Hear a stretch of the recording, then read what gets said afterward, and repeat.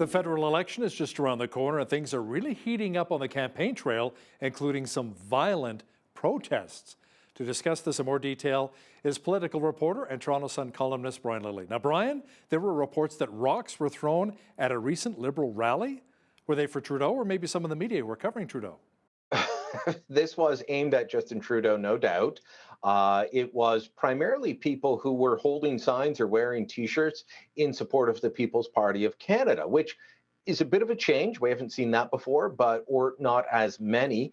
But there was definitely a strong PPC presence out at this rally, and someone who has been identified as being both they've posted on social media about listening to white power music and that they're an organizer for the PPC party in the London area.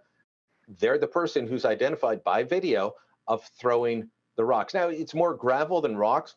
Look, that doesn't matter. Whether it's an egg on Maxime Bernier's head, as the People's Party's leader had to deal with last week, which was not condemned, by the way, or it's gravel or pumpkin seeds, as Justin Trudeau said he had thrown them a couple of years ago, it's simply wrong for that type of political violence. We decide our issues at the ballot box in Canada. We don't decide them with violence. There were a couple of attempts at violent revolution. That's almost 200 years ago in Canada. Both in Ontario and Quebec, we had little spats of revolution. We are not a violent country, and we need to condemn this. That said, Hal, I think it's high time that the Liberals stopped leaning into this issue and holding events that are designed to get them photos and videos of Trudeau interacting with people who hate him. Now, why do I say this? Because you talk to any campaign organizer with any sort of experience, and they will tell you, you only get events like this if you want them. You can be surprised once, maybe twice, but eventually you say, okay, we're getting protested a lot. We're changing how we organize our events. That doesn't mean you don't have supporters out there. That doesn't mean you don't hold events outside. It means that you organize them in such a way that as the leader's getting on a bus, people who hate him are not there to throw gravel at him, which is what happened in London, Ontario on Monday night. Now, I'll also say this. A lot of the people who are organizing protests against Trudeau, he calls them the anti-vax mob, there's a strong organization of people who are against lockdowns, against vaccines, against masks, all of that. They've also shown up at Premier Doug Ford's house, the Ontario Premier's house, on a regular basis. A man showed up with a knife at Ford's house. One of the heroes of this movement, Chris Guy, has been charged with uttering death threats against Doug Ford. Prior to COVID, people showed up at Queen's Park with a guillotine on the front lawn saying, "Let history repeat itself," as they were protesting Ford. The media is based in Toronto, and they focus on Toronto, especially during COVID. You know, it's always, what's Ontario doing? Is Ontario doing enough? Even when the numbers here are lower than elsewhere, it's a criticism of Ontario constantly. And those violent attacks on Ford do not get the same level of coverage as they do with gravel being thrown at Justin Trudeau. Brian, federal Conservative leader Erin O'Toole had to do some backtracking recently and explain away part of his policy on gun control that responsible gun owners across the country were not happy about. What transpired here? It's a bit of a bizarre thing that's going on. Erin O'Toole did say that he would repeal the order in council that was invoked on May 1st, 2020. That's the one that came a week after the Nova Scotia massacre. Now, a lot of people, you and I can get into the weeds here about how guns are classified and are they legal or illegal. But the Nova Scotia massacre that happened, that is a guy who was reported to the RCMP, local police multiple times, someone who should not have had a gun, someone who was reported for having illegal guns. Nothing was ever done. The guns that he did use were legally smuggled into Canada through the United States. That was reported. Nothing was ever done. But Justin Trudeau used that incident to say all these, what do we have? More than 2 million licensed legal gun owners in this country, people vetted by the RCMP already. They have been told, you have to give up your firearms because of this guy. So Justin Trudeau ban those guns. Aaron O'Toole said, I'll reverse that ban. But then he was asked about it and he said, I'm going to keep the assault weapons ban. And by that, he meant the 1977 ban on automatic fire weapons. Yeah, civilians haven't been able to own those since you and I were in what, grade 2, 3, Hal? I mean, it's been a very long time. So he was trying to play back and forth, be too cute by half. He got caught out. He's given the Liberals an opportunity to scare suburban female voters who are worried about their kids' safety into saying, I can't trust the Conservatives. He's also, with the way he's gone back and forth, made some gun owners who have been supportive of the Conservatives, licensed, legal gun owners, a little wary. Now, a lot of them are saying, don't worry, just hang tight. He's going to do the right thing. But we don't know. And that is what the Conservatives are going to play on, both for the gun owners and those suburban mothers who are rightly concerned about gun safety and gun crime that's shooting up streets, whether we're talking Surrey, British Columbia, Toronto, Montreal, Calgary, and I'm sure to a degree even in Lethbridge.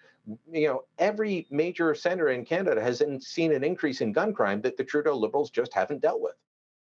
Now, while the Liberals are saying O'Toole will not keep them safe, Canadians safe, you've been looking at the crime records being set under the Trudeau Liberals. What have you discovered? It's horrendous. It's absolutely horrendous. During the Harper years, which the Trudeau Liberals discuss in the most horrible of terms, as if guns were in every street corner and bullets were flying everywhere. Well, no, shootings were down, murders were down, murders with guns were down. Let me give you some stats. Murders went down 8% during the Harper decade, as the Liberals like to call it. Since the Trudeau Liberals came to power in late 2015, they've gone up 20%. In the city of Toronto, and I'm sorry just to use Toronto stats, but they are the best in the country at keeping up-to-date records. Stats Canada, it's always a year or so behind. Toronto Police Service updates theirs on a regular basis. They've pretty much doubled, Hal. Pretty much doubled. There was 1 year, I think it was 2014, there were 177 shootings in Toronto. Last year, there were 462. That was down from 492 the year before. In the entire Harper decade, which Trudeau's public safety minister, Bill Blair, the former police chief in Toronto, loves to complain about, the highest year on record for shootings was 2010. In 2010, there were 259 shootings. Until from January 1st till the end of August, there were 268 shootings, and there's 4 months left to go. So shootings are up, murders are up, murders with guns are up 78%. And Stats Canada says it is primarily driven by gangs using handguns to settle scores. And that is not what Justin Trudeau is focused on. Instead, he's focused on licensed law-abiding gun owners, while gang members who are charged and convicted with shootings, then let out, commit a shooting, they're given bail, they commit another shooting while on bail, they're given bail. This is not my fever-pitched imagination. This is what's happening in Toronto, in Vancouver, in Montreal, in cities across the country. Brian, vaccinations are still a pretty big issue, at least one the Liberals and mainstream media keep raising. What's the angle or attack on O'Toole at this point? Well, lately they've been saying that Aaron O'Toole says he wants to get 90% of the population, eligible population, vaccinated. And the Liberals say, well, you can't get 90% of your candidates vaccinated. Now, we don't know the numbers, and this is a bit of a problem for the Liberals, or sorry, for the Conservatives, because they won't say how many of their candidates are, how many are not. But it's also a problem because the Liberals put out this talking point. Most of the media parrot the Liberal talking point, but they won't turn around and apply the same lens to the Liberals. If you remember, it was about a week and a half ago that I published a piece saying, look, the Liberals don't have all their candidates vaccinated. And then one of my colleagues at Post Media, John Ivison, asked about that. He asked Trudeau in the middle of his news conference, are all your candidates vaccinated? And if not, because you keep bringing it up, so are they vaccinated? And if not, why not? And he said, oh, there's some that are waiting on their second shot, but that'll happen soon. You're 2 weeks into the campaign, Hal. It's 3 weeks between a Pfizer shot, 4 weeks between a Moderna shot. That tells me that they just got vaccinated with their first shot before the election. Now Trudeau says they've all had both their shots, so they're all fully vaccinated except one for medical exemption. Well, you're not fully vaccinated until 2 weeks after your second shot. So he's got candidates that are campaigning unvaccinated, which he says is the worst thing ever. We're all going to die because of that. The media is not holding both leaders to the same standard. If they were holding them both to the same standard, I wouldn't care, but they're not. So it's bad that there are conservative candidates not fully vaccinated but campaigning.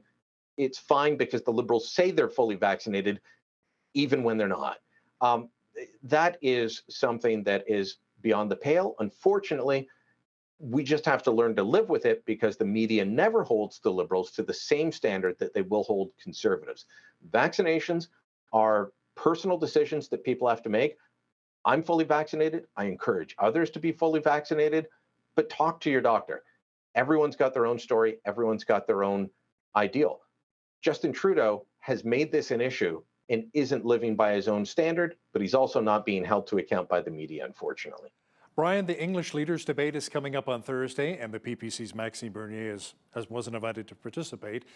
But there are two things that will also not be present: party supporters and a discussion of foreign affairs. So I'm guessing no talk of Afghanistan or the two Michaels stuck in China? They are not actual topics for discussion in this. It's affordability, climate, COVID recovery, leadership and accountability, and I'm sorry, I'm forgetting the fifth one.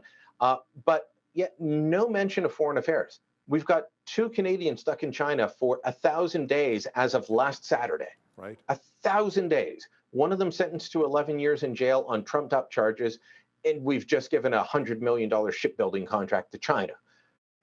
All these are things that should be discussed. But when I asked, I said to the debate broadcast group, the broadcast consortium that's running this, I said, well, why is this not happening? They said, well, we canvass Canadians and these are the issues. Look, they're all important issues, but that doesn't mean we shouldn't be talking foreign affairs.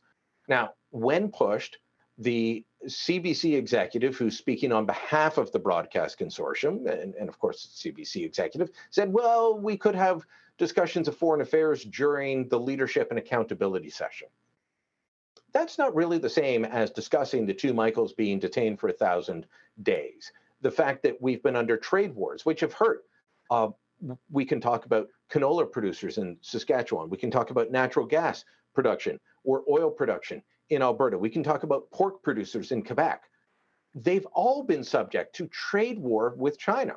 None of that's going to have a major session. I'm sure that gun control will come up at every turn from Justin Trudeau. I'm sure that vaccinations will come up at every turn, and that will be allowed, but there is no set term for issues of foreign affairs. As for supporters, if you've ever been near a leaders debate, the leaders pull up in their bus and they get off, and their supporters are there cheering them and waving signs and T-shirts, and the other side try and get as close as they can and boo them, right? I mean, this is what every side does. They're not allowed to have any supporters on site at the Canadian Museum of History this time because they're just worried about security. As for Bernier, yeah, he's not going to be there either. He didn't meet the cut. I know a couple of polls put him high, but there were three criteria. You had to have a sitting member of parliament who was elected under your party banner when parliament was dissolved. You had to have candidates get 4% of the vote in the last election. He didn't meet either of those. He got less than 2%, and you had to have polling within 5 days of the election being called at above 4%. He didn't have that. He had one pollster consistently put him above 5%, and that's it. And that's not enough to qualify for the leaders' debate. I'd make it much tighter. I wouldn't even have the block there, Hal. Political reporter and Toronto Sun columnist Brian Lilley, thanks so much for your time today. Thank you, Hal.